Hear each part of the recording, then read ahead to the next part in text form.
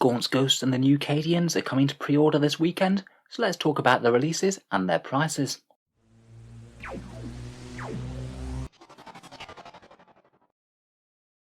Hello and welcome back to Auspex Tactics, where today we're talking about the rare release of a new Imperial Guard kit. Really nice to see Games Workshop supporting the Guard a bit more. They haven't had all that much for a while, though of course with every new release there does come the flip side of talking about the prices. In any case, coming to pre-order this weekend we have Gaunts Ghosts and the new Cadian Box set, and it does appear that they're just an isolated release at the moment. We don't have a Guard Codex on the horizon as of yet. Who knows whether that'll be soon, or whether it could be significantly later in the edition. First up we have the actual new kit, which are the Gaunts Ghosts. You get these 6 characterful models from the Dan Abnett book series, Commissar Gaunt leading some of the most notable heroes of the regiment into battle. For the plastic kit it will be $65, €55, which would translate into around about £42, as they seem to be the same price as those new Sisters of Battle Paragon warsuits. This is basically Games Workshop doing what they do always charge a premium for nice character sculpts like this. I think partly because they're a focus point for the army, maybe partly for the extra detail, and perhaps partly because they do cost a fair bit more points in game, so they will fill up a bit more of your roster than standard infantry. As always with Games Workshop's prices, it's a little bit more than I'd really like, but I still think that a lot of people will be picking these guys up anyway. When Games Workshop gets away with selling a character miniature for upwards of £20, I think getting 6 mini character miniatures for $42, to be fair to them, could be worse by their standards. As an HQ choice for 135 points for the unit, they're not terrible points per pound in terms of the Guard army list.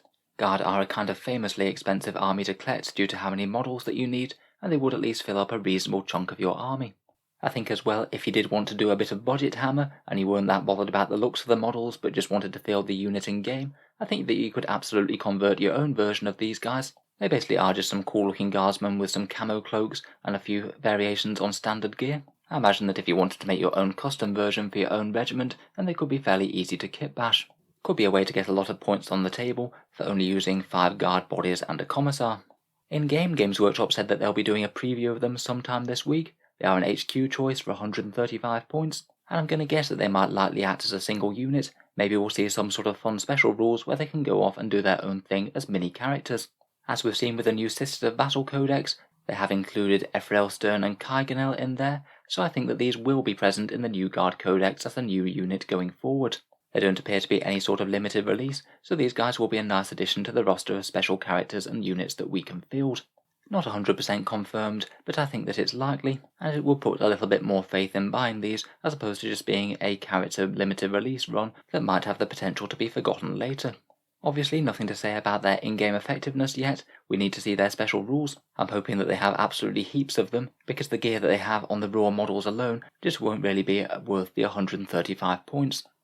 Finally, I do wonder how they're going to fit into other Guard armies. As we know, in the background they come from the Tanith first and only, so I'll be really interested to see whether you could just slot them in without ruining other regiments' traits, or whether it could mean that the Games Workshop actually give us an entire new regiment rules. I'd love to see a Tanith regiment added into the standard regiments that we can pick from, maybe some cool special rules for guerrilla warfare, and extra saves for infantry hiding in cover. I'm sure fans of the Gaunts Ghost series would absolutely jump at the chance to field a regiment of Tanith. The second Guard release of the week is of course this new Cadian Box, again up for pre-order on Saturday, and this is the new repackaged Cadian kit, where as well as the standard Cadian box set that you get, the quite old sculpts with a grenade launcher and flamer and things, you also get thrown in an additional upgrade sprue. No less than 25 heads to customise the squad however you want them to look, and all of the options that you can actually take on guard squads, things like plasma guns, melter guns, flamers, power swords, bolters and special pistols. For the most part, I think that this is a pretty decent upgrade of the Cadian box. I know people might have wanted to see the entire kit resculpted, but at least for me, I feel that the standard Cadians actually hold up fairly well despite being so old. Giving them some nice detailed head sculpts really makes them look a lot better, I think, and it also allows a bit more customization. Say if you want to mix in a few female guardsmen, make them look like a squad of veterans without helmets on and things, and there's a couple of gas masks and enclosed helmets there as well, which I know is a very popular look from the Forge World Hostile Environment Cadians. Of course, Games Workshop being Games Workshop, they will be charging for this extra upgrade sprue included, and now the new Cadian box set will be going up to $45, £29 or €35. It's a pretty significant step up compared with £22.50 for the 10 before, or $36.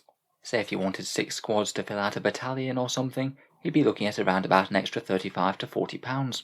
Honestly, this is more or less what I was expecting from Games Workshop including an upgrade sprue. It pretty much falls in line with what they charge for the Space Marine ones, and this one does add a significant amount of utility. I kind of feel like it might be slightly better value than some of the Space Marine ones as well, as it doesn't just change the appearance of the models cosmetically, but you also get all that extra gear, and it means that you don't have to be hunting through things like command squad boxes to get the melter guns and plasma guns you might want to field on your line infantry.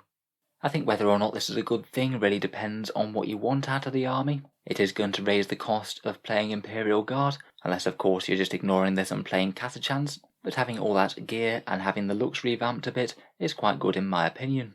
For the most part, I'm mainly just glad that they didn't invalidate the old Cadian kits, as I've got well over 200 guardsmen, and I didn't want to either have to rebase them or have to arm them completely differently to remain current. If you are wanting to collect some Cadians though, I would certainly bear in mind the cheap monopose Cadian box set that still exists on the Games Workshop web store. If you are literally just looking to bulk up the numbers for extremely cheap, this box set remains one of the best deals that Games Workshop offers. You get 5 monopose models just armed with lasguns, and that only costs £6 or $10. With this box it's either £3 or $4.50 for each individual guardsman, and for that one it's only around about £1 or $2 per guardsman there, so you get about double for the money. If I were looking to acquire quite a lot of guardsmen at the moment, I'd be looking to get probably a few of these box sets and then bulk out the numbers with some of those monopose ones. Honestly, from collecting guard, it doesn't really matter too much if there's a few simple models mixed in with the hordes. Just having the sheer amount of mass infantry on the table looks really good all on its own. I still think that they look really quite awe-inspiring when ranked up en masse. I really hope that this monopose Cadian box set keeps around for the future. It definitely makes collecting a guard infantry force a lot more easy on the wallet, and I really like it when Games Workshop offers miniatures at a discount if people would rather have that compared with buying the fancier looking miniatures. Here's just a little picture of what you get if you do buy the new Cadian box. All the new equipment is on the left, and you still get the Voxcaster, Flamer and Grenade launchers, and these are all the new heads on the right. I do quite like the way that there's some nice characterful ones for veterans. I think they've done really quite well to evoke a few military stereotypes, and even just some nice, more detailed ones for standard Cadian troops that aren't so different from the ones that you get on the standard box.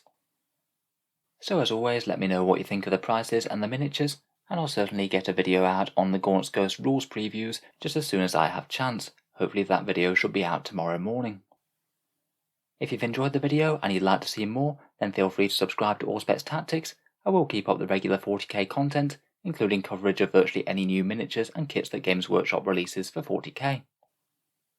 Finally, if you'd like to help keep videos like this coming, I would just like to mention that Auspex Tactics has a Patreon page, which you can find down in the video description. Channel patrons do get a fair few advantages, such as seeing certain new videos early, regular votes to see what sort of things happen next on the channel, and automatic entry to the prize giveaways with the chance to win some big model kits every month. If any of that sounds good to you, or you'd just like to help support, then the link is down in the video description below. In any case, a massive thank you for listening, and I'll hope to see you guys next time.